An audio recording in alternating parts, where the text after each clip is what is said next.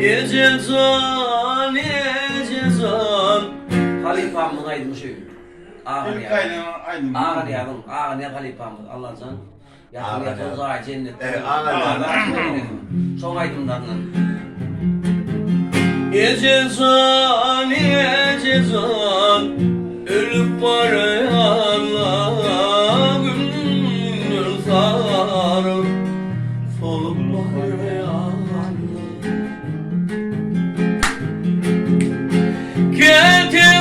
Keteğamlık bulup atım bir yerle ayranı